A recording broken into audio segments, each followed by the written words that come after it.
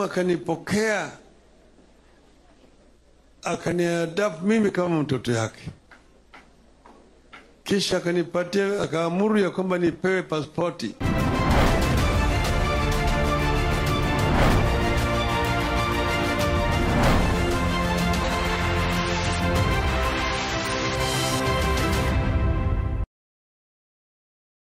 Habari za wakati huu, mtazamaji wa TBC1, karibu katika kipindi maalum, kipindi ambacho tunaangazia maisha ya aliyekuwa waziri mkuu wa Kenya Raila Amolo Odinga, ambaye amefariki dunia siku ya tarehe 15 Oktoba 2025. Katika kipindi hiki leo tutaangazia maisha yake na urithi ambao ameuacha kwa ajili ya vizazi vijavyo. Na katika kuangazia maisha yake leo tunaungana na Risi Ngalemwa ambaye ni mdau wa masuala ya siasa na maendeleo. Yeye atatueleza kila anachokifahamu kuhusu Raila Odinga. Jina langu ni Shadida Dalanga. Karibu. Tuanze moja kwa moja. Raila Odinga unamuelezeaje, alikuwa ni mtu wa namna gani?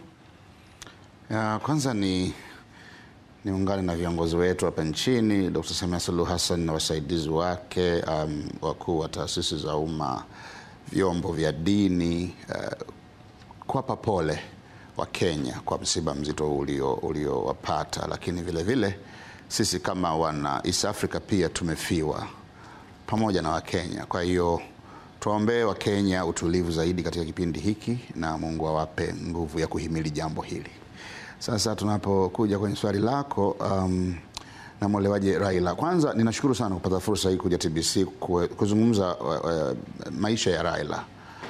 Mimi ni mfuasi mkubwa sana wa siasa zake, mambo yake, hasa namna anavyomaliza mambo yake. Unaweza kufikiri Raila ni mtu ambaye si wa amani namna anavyoendesha mambo yake, lakini hatimaye Kenya kinakuwa ndio kipaumbele chake namba moja. Hatangulizi maslahi yake binafsi, na wala hayo mamlaka si lolote wala chochote kwake isipokuwa Kenya. Ni mwakilishi sahihi zaidi, ungesema, wa mageuzi ya kidemokrasia sio tu nchini Kenya lakini hata barani Afrika. Kwa namfahamu kama mtu ambaye Mungu alimpa kipawa cha kushughulika na maisha ya watu. Maisha yake yamekuwa ni kushughulikia maisha ya watu. Raila Amolo Odinga ni wanasemaje, ni mtu mwenye ukwasi, wanasema mtu mwenye uwezo kifedha. Na pengine angekuwa na nafasi ya kuwa mwenye uwezo zaidi kama asingeshughulika na watu. Angeshughulika na tu hizo investments zake na biashara zake, angeweza kuwa pengine miongoni mwa kina Dangote na kadhalika, kwa sababu hiyo ni familia ambayo tangu wakati wa uhuru walikuwa na mitaji. Lakini tazama namna ambavyo wakati mwingi ameacha hizo biashara zake zisimamiwe na watu wengine, akihangaikia ubora na ustawi wa Kenya. Kwa namtazama kama mtu asiye binafsi, na mtazama kama mwanasiasa mwenye upendo mwingi kwa watu wa Kenya na wa Afrika. Lakini namtazama kama mtu anayeweza kujitoa kafara mwenyewe, yani like a sacrificial lamb, ni kama kondoo wa kafara. Kila wakati yeye ndio amebeba mabegani mwake mzigo mzito kabisa wa nchi ya Kenya inapokuja kwenye masuala ya siasa. Kwa hiyo alikuwa tegemeo na nguzo kubwa ya Afrika. Lakini pia Raila Odinga ni mwana majumui wa Afrika. Ana mchango mkubwa sana katika ukanda wetu, lakini pia katika ukanda wa Afrika. Tunayo mifano mingi, lakini kwa sababu pengine maswali yapo ya kutosha, niseme Raila Odinga ni mjamaa. Raila Odinga kwa maana ya undugu. Raila Odinga ni muungwana. Raila Odinga ni Mwafrika ambaye angependa kuiona Afrika inachukua nafasi yake, na amerithi kutoka kwenye damu ya familia, unaweza kusema hivyo ndivyo alivyokuwa. Kwenye amerithi kutoka katika damu ya familia. Ndio. Nitaka kufahamu Raila alikulia katika mazingira gani hasa? Ilikuwa ni tangu utotoni anaonekana na karama ya uongozi, ama ni kitu ambacho kilijitokeza baadaye? Raila ni mtoto wa mzee Jaramogi Odinga. Huyu ni mzee ambaye alifanya kazi na mzee Jomo Kenyatta tangu wakati wa kutafuta uhuru wa Kenya, wakiwa wote kwenye chama cha KANU. Na kuna wakati fulani mzee Jomo Kenyatta alifungwa, na kilikuwa ni kipindi ambacho pengine uhuru wa Kenya ungeweza kupatikana. Mzee Odinga akasema hatuwezi kupata uhuru sasa wakati Jomo Kenyatta yuko gerezani. Hebu tafakari hiyo sacrifice. Kwa tunaposema kurithi, unaona huyu anasema hatuwezi kupata uhuru sasa mpaka Jomo Kenyatta atoke gerezani. Na Jomo Kenyatta alipotoka gerezani, uhuru wa Kenya ulipatikana. Sasa huyu Raila analelewa katika mazingira hayo, lakini vile vile mzee Odinga, Jaramogi Odinga aliachana na chama cha KANU baadaye akaunda chama cha kwake, KPU, Kenya People's Union, na chama hiki kilikuwa kinatofautiana kimlengo. Mlengo wa chama cha mzee Odinga kilikuwa cha kimashariki zaidi, kilikuwa na elements za ujamaa. Mlengo wa chama cha mzee Kenyatta ni cha kibepari. Kwa hiyo walitofautiana, na siasa zile hata za wakati ule kabla ya baba yake zilimpeleka pia mzee Odinga mwenyewe Jaramogi gerezani. So ukiyatazama maisha ya baba yake na maisha yake, unaweza ukaiona hiyo similarity kwamba kuna kitu kinatembea kwenye damu zao cha kupigania haki za watu. Sasa nilikuwa pia ninajiuliza hilo kwamba tunafahamu Jaramogi Odinga naye alikuwa kiongozi na alijifunza nini, lakini tumekipata tayari kutoka kwako kwamba alijifunza hiyo ya kujitoa kwa watu. Yes. Je, ungeelezea vipi nafasi ya Odinga katika kupigania mfumo wa vyama vingi nchini Kenya?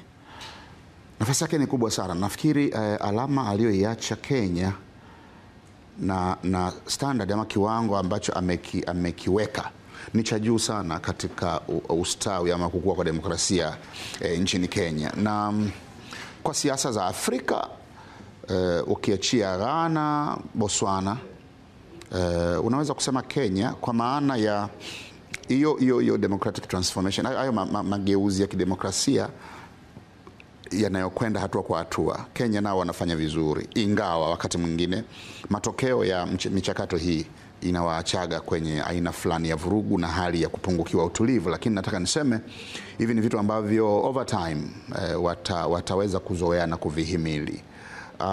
Kwa hiyo Raila Odinga ni mhimili wa mageuzi ya kidemokrasia ya Kenya. Hili halina ubisho wote, na marais wote ambao wamefanya nao kazi, wale marais walitegemea zaidi hekima, busara, mwelekeo wa kiuongozi wa Raila Odinga ili serikali zao ziweze kufanya vizuri. Kwa hiyo nataka niseme, ungemuondoa Raila Odinga kwenye equation ya Kenya, sijui ungeweza kuwa na Kenya ya namna gani. Pengine kungekuwa na hilo pengo lake. Kama tungeandika historia ya Kenya, au kama mtu angetengeneza filamu ya Kenya, basi kwenye filamu ile lazima kuhusishwa kwa Raila Odinga na baba yake kuwe kubwa sana. Lazima kuwe na chapter nzima. Kama ni script umeandika, basi kuwe na sehemu kabisa actors wawe mzee Odinga na baba yake, kwa sababu hawa ni sehemu muhimu sana ya maisha ya siasa ya Kenya. Ndio. Asante sana. Raila Odinga, na kama ambavyo tunafahamu, ni mwanasiasa ambaye aliwahi kufungwa mara kadhaa. Unafikiri ni nini hasa ambacho kilimpa ile nguvu ya kuendelea kupambana bila uoga? Kuna watu wanazaliwa na hizo karama. Ili uwe kama Raila, kwamba unataka kuleta mageuzi na unapambana na mamlaka ambazo ama zinazuia ama zinapeleka mageuzi taratibu, na wewe hauridhiki. Kwa kuna wakati unachukua hatua ngumu kidogo, unakuwa na msimamo mkali zaidi, mamlaka zinakuwa hazivumilizi na kupeleka gerezani. Lakini sasa kuna mwingine angetoka gerezani, angeachana kabisa na biashara za siasa na uongozi, kwa sababu kwa maana ya maisha yake yalikwisha kuwa sorted out. Sasa kitu gani kilimsukuma? Nadhani alipokuwa anatazama maisha ya Wakenya walio wengi, yeye akiwa mimi namuitaga philanthropist, yani ni mtu mwenye ukwasi, lakini ambaye haangalii tu kukuza empire yake ya kibiashara, anaangalia kusogeza watu wengine. Kuna nyakati alikuwa anaahidi kwamba akipata urais anataka akasherekee urais na watu wa Kibera, akale maandazi na chai kule kwa mantilie. Akipata tu rais anaanza na hicho kwanza, anakwenda maana of course urais ukipatikana, unajua taratibu zake za ceremony zinavyokuwa, maapisho na kadhalika, na wageni wanakutembelea na kadhalika. Sasa akasema watu wa kwanza kabisa kupata urais anakwenda Kibera. Kibera ni kama hapa tungelinganisha na wapi? Yani ni mahali nafikiri kwa Dar es Salaam hakuna mahali pa kulinganisha na Kibera. Sisi tuna maisha ambayo ni dignified zaidi, unaweza kusema ya mtaani, ya uswahilini kuliko ya uswahilini ya Kenya. Kwa hiyo huyu ni mtu ambaye anataka kuonekana akijihusisha zaidi na watu wa kawaida. Sasa msukumo huo wa ndani wa kutaka kubadilisha maisha ya watu. Ndio ulimfanya kwanza baba yake atofautiane na Jaramogi Odinga, atofautiane na mzee Kenyatta.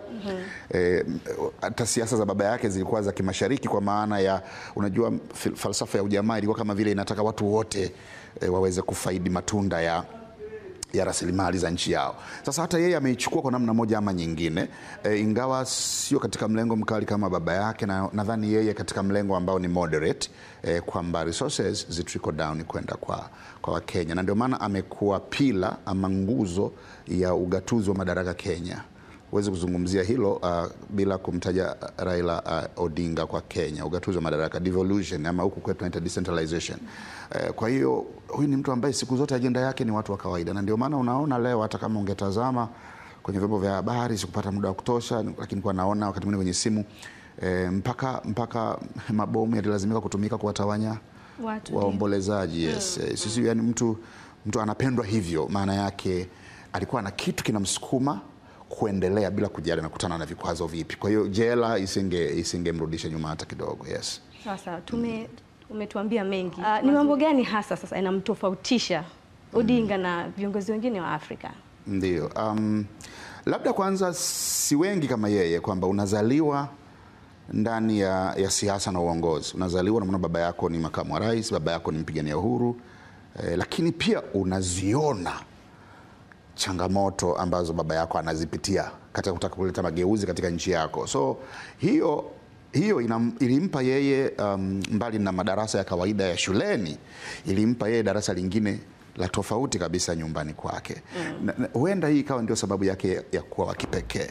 Lakini kingine ni kwamba kwa siasa za Kenya hakujawahi na pengine hakutakuwa na mtu kama Raila Odinga. Sasa siasa za Kenya ni siasa za ukanda, jambo ambalo hata baba wa taifa hapa Mwalimu alikuwa anajaribu kuliaddress sana.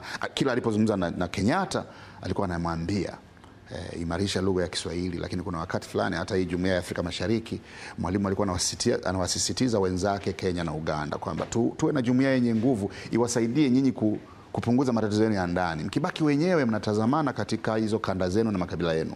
Hasa Jaramogi alikuwa, kwa maana ya mzee Odinga, Raila alikuwa sio wa kanda, alikuwa wa nchi nzima ya Kenya, na ndio maana wanamuita baba wa Kenya wote.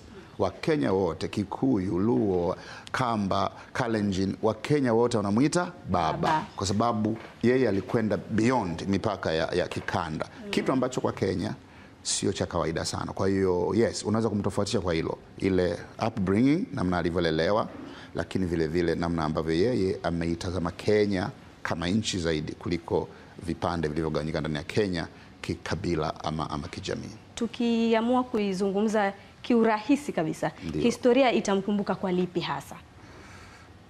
Historia moja, tunaizungumzia Kenya ambayo bila watu kama Raila Odinga isingekuwa na mabadiliko makubwa. Kenya ilikuwa kwenye hatari ya kutokuwa Kenya ya Wakenya wote. Kenya ingekuwa kwenye hatari ya kuwa Kenya ya watu wachache. Lakini kupitia Raila Odinga na wenzake, kule mwanzo alianza na wenzake kina Kenneth Matiba, kina Paul Mwite, kina James Orengo na wengine. Harakati hizi alipozianza kama kijana alikuwa na wenzake huyu. Ingawa baadaye walikuwa kila wakati wanaweza kugawana mwelekeo, wakatengeneza vyama vingine wakaenda huko. So unaona kwamba Kenya ya leo imekuwa shaped na Raila Odinga na wenzake kama hao, kuhakikisha Kenya inakuwa ya Wakenya, Kenya inakuwa jamhuri, na Kenya isiwe kama kingdom ama empire au namna gani, kwa sababu Kenya kuna makabila yenye nguvu sana na ushawishi mkubwa sana, like the Kikuyus. So usipokuwa mwangalifu, Kenya ingekuwa ya Wakikuyu wenyewe. Lakini kupitia harakati za watu kama Raila Odinga, unaona Kenya sasa ni Kenya ya watu wote. Na kinachoendelea Kenya sasa hivi, kwa maana ya ningeuita umoja wa kitaifa, mwelekeo wa pamoja. Yako mambo, ziko changamoto wanatakiwa wazimalize, ndio, lakini unaona Kenya imejengewa foundation ambayo unaweza kusema nguzo zake ama nondo zake, ule msingi ndio jasho na damu na jitihada za kina Raila Odinga. Kwa hiyo tutamkumbuka kwa hilo, tutamkumbuka kwa kuijenga Kenya. Sasa Kenya isingekuwa kama ilivyo bila mchango wake yeye na wenzake. Na sasa tukatazame video fupi kuhusu Raila Odinga. Mimi nilipokuwa kijana mdogo kama miaka 16 hivi, mzee wangu alikuwa anataka mimi niende Ulaya. Lakini wakati hiyo mzee wangu alikuwa amenyimwa pasipoti yake na serikali ya ukoloni. Yeye alikuwa anatembea na pasipoti kutoka Ghana, alipewa na Rais Nkrumah, na nyingine kutoka Egypt alipewa na Rais Nasser. Sasa akanituma mimi nilipo apply kupata pasipoti, serikali ya ukoloni ikakataa. Mzee akanituma mimi hapa Tanzania, Dar es Salaam. Tukatoka Nairobi na basi, tukapitia Namanga, kaingia Arusha, Moshi, Korogwe, Handeni, Morogoro, Dar es Salaam. Masaa 24 siku moja. Tukafika Dar es Salaam hapa, tukapokewa, tukawekwa kwa hoteli. Baadaye tukapelekwa kwa ofisi ya TANU. Wakati huo katibu mkuu wa TANU alikuwa anaitwa Oscar Kambona. Akatukaribisha, kisha akatupeleka sisi kwa hoteli nyingine. Baadaye yeye kesho akatuchukua sisi akapeleka sisi kwa Mwalimu Julius Kambarage Nyerere. Mwalimu akanipokea, akaniadapt mimi kama mtoto yake. Kisha akanipatia, akaamuru ya kwamba nipewe pasipoti ya kusafiri. Na mimi nikatoka hapa na nikapewa pasipoti, nilitoka hapa na ndege, tukapitia Nairobi transit, tukaenda mpaka Cairo. Mtazamaji wa TBC1, kama ndo kwanza umewasha runinga yako, hiki ni kipindi maalum ambacho kinaangazia maisha ya Raila Amolo Odinga. Na hapa studio tuko naye Reeves Ngalemwa ambaye anatuambia mengi kuhusiana na maisha ya Raila Odinga na mengi ambayo tutamkumbuka nayo. Watu wengi wanamkumbuka Raila Odinga kwa tukio la handshake na Uhuru Kenyatta. Baada ya kuwa walikuwa na kama uhasama, alafu wakafanya ile handshake kama kupatana. Hii ilikuwa ni tukio la namna gani? Unalielezeaje? Ni tukio la kidhaifu ama ni hekima ya kitaifa? Ni tukio linaloashiria nguvu nyingi sana. Nguvu nyingi sana kwa upande wa Raila Amolo Odinga. Yaani ni tukio linaloashiria kwamba Raila ni mtu mwenye nguvu za kihisia, ni mtu mwenye nguvu za kitaifa, kwamba alilitazama taifa la Kenya na umuhimu wake wa kuendelea kuwepo kuliko yeye kuwa rais wa nchi ile. Raila alikuwa ambitious, yaani ni mtu mwenye maono, na ni mtu ambaye anayafanyia kazi maono yake kwa nguvu zote na hekima zote. Lakini kila wakati amekuwa na bahati mbaya. Ameomba urais karibu mara 5. Ameshiriki katika michakato hiyo bila mafanikio ya kuwa rais. Lakini tunasema kwa mafanikio makubwa sana, kwa sababu kila tukio la uchaguzi lilitengeneza shape ama umbo jipya la siasa za Kenya. Kila uchaguzi wa Kenya ulitengeneza shape mpya ama umbo jipya la siasa za Kenya, na mtengenezaji wa umbo hilo amekuwa ni Raila Odinga. Sasa hizi handshakes ambazo ni nyingi zinatutengenezea Raila ambaye anasema okay, nimepigania mageuzi, nimepigania demokrasia, tumekuwa na chaguzi zetu zinafanyika, pamoja na mapungufu yake hizo chaguzi, pamoja na matokeo haya ambayo sio mazuri kwangu, lakini kuna nafasi ya kuboresha, kuna nafasi nyingine tena ya kufanya vizuri zaidi kuliko sasa. Kwa hiyo sasa, kama mimi nilikuwa mtu naipigania Kenya, nataka mageuzi haya kwa usawa wa Kenya, inakuwaje sasa na kuwa mgomvi na mkali na kukataa Kenya isonge mbele? Si ni bora nipoteze mimi mmoja, lakini Kenya yote ipate na isonge mbele. Hii ni nguvu nyingi sana, na tena kujibu swali lako lilotangulia lile, nafikiri wanapaswa pia wa Kenya wenyewe kumkumbuka kwa hili, kwamba kila wakati aliibeba Kenya mabegani mwake. Vipi angekataa? Ushawishi wa Raila Odinga Kenya ni mkubwa sana. Kama anaamua kuiingiza ile Kenya katika machafuko, haiwezi kupatana hata miaka 50. Angeamua isingepatana. Kwa sababu walikuwa tu watu wake wanasubiri aseme nini. Na wengine wanamwambia baba sema. Tulikuwa tunasikia baba sema, baba sema. Lakini baba akisema anasema kitu kinachojenga Kenya. Kwa hiyo Kenya kwanza itamkumbuka kwa hilo, lakini hii ni ishara ya nguvu nyingi.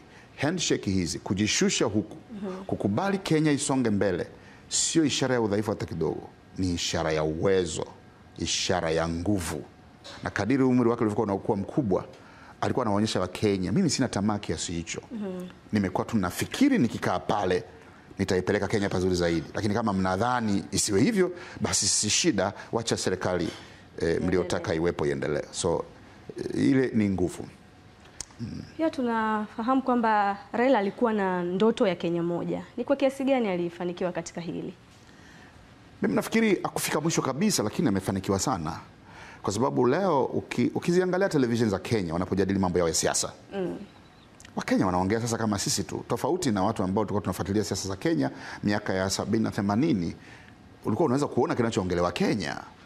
Of course akina Moi na wasaidizi wake wakatumia nguvu kubwa sana kuwafanya Wakenya waelewe kwamba ile wao ni nchi moja, wasidharauliane, wasibaguane kwa lugha. Maana yake tunafahamu Kenya ilifika wakati ambao watu wakikutana hata maeneo ya mapumziko tu, kama meza hii ni ya Waluo peke yao, kama meza ile, na hata wakienda harusini, kwanza kukutana kwenye harusi yenye mchanganyiko sio rahisi. Ina maana harusi za Luo zitakuwa zao, harusi za Wakalenjin zitakuwa za kwao.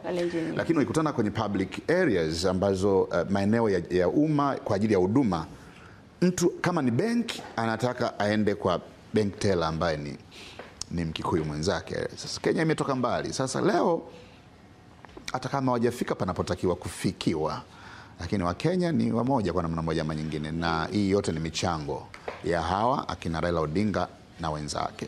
Je, unafikiri Raila alikuwa na ndoto ama matamanio ya madaraka, ama alikuwa ni kweli ana matamanio ya mabadiliko? Kwa kweli, kwa msingi nilioweka kwenye maelezo yangu ya awali, Raila hakuwa na tamaa ya madaraka. Kwa sababu amegombea mara nyingi na amepoteza, lakini ameendelea kuwepo kwenye siasa za Kenya.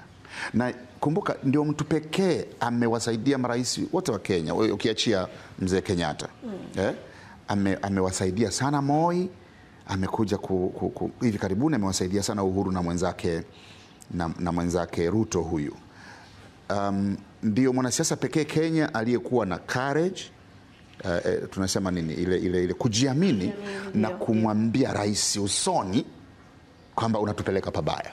Ndio mwenyewe tu angeweza kumwambia rais wa nchi unatupeleka pabaya, na ndio mwenyewe tu alikuwa anaweza kuwaelewesha Wakenya nini serikali yao ifanye, na Wakenya wakakidai hicho kitu aggressively. Lakini ndio mwenyewe tu, kama watu wangetaka kumwelewa vibaya na kuivuruga Kenya, angewaambia hapana, acha, na wenyewe wakaacha, wakasema baba amesema inatosha. Baba anasema tosha. Ndio aliwaambia Kibaki tosha. Watu wanasema umeshinda wewe, haiwezekani, anaapishwaje Kibaki? Yeye ndio alitembea nchini akisema Kibaki tosha. Kwa hiyo mimi nafikiri katika utafiti tu wa kawaida tu, hata kama mtu afuatilia sana mambo ya siasa, unaiona Kenya isiyokuwa na Raila Odinga ingekuwa Kenya iliyopwaya sana kisiasa kwa kweli. Nakumbuka umezungumzia hapo aliposema Kibaki tosha. Kuna video moja nilimwona akisema, mnakumbuka nikisema Kibaki tosha, basi sasa Uhuru tosha. Ndio. Akiwa anaendelea kuhamasisha Wakenya kwamba inatosha, aliyepata apate, aendelee. Unafikiri hizi siasa za Raila kwa namna gani zilibadilisha mifumo ya siasa za Afrika Mashariki? Nafikiri kwa mfano kwa sisi Tanzania tumekuwa na vyama vingi tangu mwaka 92. Na sio siri, tulianza vibrant, tulianza na mtikisiko mkubwa sana. Labda ulikuwa mdogo kidogo, lakini enzi zile Mrema alikuwa anabebwa gari lake linasukumwa nini, miaka ile uchaguzi wa mwaka 95 ambao ndio ulikuwa wa kwanza wa vyama vingi, na Mkapa ndipo alipokuwa ameingia madarakani kama rais wa kwanza aliyepatikana kupitia vyama vingi. Nataka kusema upinzani Tanzania ulijifunza pia mengi kutoka Kenya, na hata kwa sasa wapinzani wa Tanzania naizungumzia Tanzania, lakini umesema East Africa, basi nchi zote za East Africa sasa ni nyingi, unajua. Hizi zijifunze kutoka kwa mzee Raila Odinga. Unajifunzaje? Tujifunze kuiona nchi ni kipaumbele cha kwanza. Taifa kwanza, nchi kwanza. You have to be a nationalist. Wewe uwe taifa kwanza. Tujifunze hicho kwa sababu ikifika mahali tunasema tunu za taifa lako unataka zitoweke kwa sababu ya mafanikio yako ya kisiasa, then tutafanya vibaya. Sasa Raila anataka tunu ya Kenya ya kuwa taifa iwepo kwanza kabla yeye ajawa rais ama ajawa na madaraka. Kwa hiyo kwake yeye cha kujifunza kwetu sisi ni vingi sana. Tutajifunza vingi sana. Uvumilivu wake, kwa mfano tu matokeo yanatangazwa, huyaamini, unaenda mahakamani, unapoteza, watu wako wanasema hapana, usikubali, alafu wewe unatuliza watu wako, unakwenda una reconcile na yule tena. Wakati mwingine yeye ndio initiator, yani yeye ndio anatafuta suluhu wakati mwingine, ama suluhu ikitoka upande mwingine anaipokea. Hapa kuna cha kujifunza kingi sana, kwa sababu taifa lazima libaki. Sasa wewe fikiria, mimi nataka niamini kwamba umaarufu wa Raila Odinga Kenya utaendelea kuwepo kwa muda mrefu. Maraisi walioongoza Kenya, watakuweko maraisi walioongoza Kenya ambao umaarufu wao hautafikia hata nusu ya Raila. Watakuwepo maraisi watakaoongoza Kenya au hata walioongoza ambao umaarufu wao kama ex-presidents hautafikia hata nusu ya umaarufu wa Kenya. Kenya ni kama ni lifetime president wa nani? Rais wa nyakati zote za Kenya. Yani akiwa hai na akiwa amekufa. Principles za Raila zinaendelea kuishi pale, kama nilivyosema, ugatuzi wa madaraka, mabadiliko ya katiba ya Kenya. Msingi mkubwa kabisa tena wa nondo na zege ni mawazo na msukumo wa Raila Odinga. Kuna wakati fulani alikuwa kwenye ugatuzi kuna mambo mengi, kupeleka bajeti huko, kulipwa kwa wale wao wana watu kutungewaita kama sio ndio madiwani labda ama kwa hiyo kuwapa thamani, yani councils kwa maana ya halmashauri za Kenya zimepata msukumo mkubwa sana kutoka kwa Raila. Na alipokuwa waziri mkuu wa Kenya kuna mambo aliyasimamia aggressively na Kenya iko hapa ilipo leo. Kwa hiyo ni mtu muhimu na anafaa kukumbukwa, na sisi tuna mengi ya kujifunza kutoka kwake. Tumepata funzo kwa ujumla kwa maana nchi zote za Afrika Mashariki. Ndiyo. Kundi maalum sasa vijana wana lipi la kujifunza kutoka kwa Raila Odinga? Vijana wa Afrika Mashariki wana mengi ya kujifunza kwa Odinga. Kwanza, vijana wasidharau wazee. Raila Odinga ni mzee, unajua anakufa sasa na miaka kama 80, sio? Ni 80. Yes. Amekuwa mwanaharakati tangu utotoni. Mungu amempa nguvu na uhai mpaka sasa anatoweka duniani. Sasa ni mtu mzima. Lakini Kenya, ukiongea Kenya juu ya mzee Raila Odinga, ni baba, lakini hawana maana ile ya kunyanyapaa uzee wake kama ambavyo yanajitokeza siku hizi maeneo mengi. Kwa sababu uzee ule ni dhahabu. Uzee ule ni uzoefu ule, yale ni madini mengi sana kwa lugha ya hapa Bongo. Ni madini yale. Kwa hiyo wazee wenye uwezo, wazee wasiokuwa wahuni, wazee wazalendo wanaoipigania nchi yao, ni wazee wa kuwaenzi na kusikiliza wanasema nini. Sababu nchi bila wazee, changamoto ama mchakato wote kutotoa changamoto ambao uongozi na wazee, wakati mwingine unaweza usifike mbali sana. Sasa mawazo yake, maelekezo yake yalikuwa muhimu sana kwa vijana wa Kenya. Kwa vijana wa Tanzania pia, hapa napo pana wazee, sio? Basi wale wazee ambao wanaijua nchi yao, wanaielewa, wanapojaribu kuitolea maelezo nchi yao, basi vijana wasikie. Jana nimeona TBC mlikuwa na Mama Mary Nagu na mzee mmoja ni engineer, ni aircraft engineer alikuwa jeshini. Wale ni watu wazima. Leo jana waliamua kuacha shughuli zao wakaja studio kuzungumzia amani Tanzania. Mimi I was moved. Nilikuwa touched na niliguswa na lile tukio. Sasa nikasema sijui vijana wangapi wanamsikiza Mama Mary Nagu leo, lakini kwa sababu ukiangalia mitandaoni kinachozungumzwa unaona kabisa ni reflection ya vijana ambao pengine mahali fulani hatukuandaa vizuri. Kwa nataka niseme Afrika Mashariki hasa vijana, cha kujifunza pia kutoka kwa mzee Odinga ni kwamba kumbe unaweza kuwa mzee na bado ukawa productive. Unaweza kuwa mzee lakini bado ukaleta tija kwenye taifa lako, na vijana wasidharau nguvu ya hao wazee. Lakini lingine kwa Afrika Mashariki tunaweza kujifunza, kuna mabadiliko tunaweza tukayafanya kwa nguvu ya mijadala. Mijadala ina nguvu sana. Kuna kitu kimoja tu ambacho hatupaswi kuiga kutoka Kenya, ni vurugu za vijana ambazo wakati mwingine zilimpa shida mzee Odinga mwenyewe kuzizuia zisifike katika level mbaya, si ndio? Vijana walikuwa wakiamini jambo lao Kenya, sasa wanakwenda kumvamia hata asiyehusika na kile wanachokidai. So Tanzania kwa mfano, Uganda, mimi ningetamani tujifunze mengi sana ya mzee Odinga na namna pia alivyowadhibiti wale vijana, kwa sababu pia hata namna alivyokuwa anaweza kuzungumza na vijana wakatulia, nacho ni kitu cha kuweza kukishika. Sasa kwa Tanzania tunaelekea kwenye uchaguzi, tuitumie nguvu ya mijadala. Ina nguvu sana mijadala, ina nguvu sana mijadala. Ndio iliyofanikisha handshakes zote ulizoziona Kenya, na Kenya ikabaki kwa kama ilivyo. Tuitangulize kwanza nchi, alafu sisi tufuate baadaye, tutafanya vizuri zaidi. Sawa sawa. Ukiachana na hili swala la maridhiano ama handshake kama tunavyoita, ni tukio gani lingine la Raila Odinga ambalo pengine watu wengi hawalifahamu sana, ambalo unaweza ukatukumbusha? Maisha ya Raila nayafuatilia sana. Kwanza watu wengine hawajuagi kama Raila ni mwanamichezo na anapenda michezo.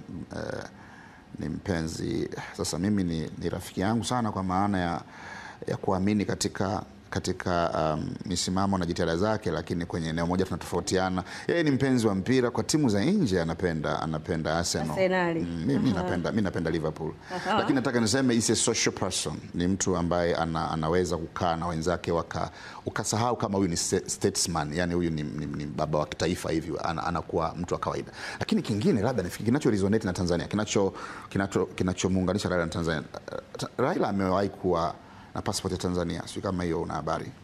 Hii watu wengi wanaweza hawajui. Raila amekuwa na tena, nadhani passport yake ya kwanza.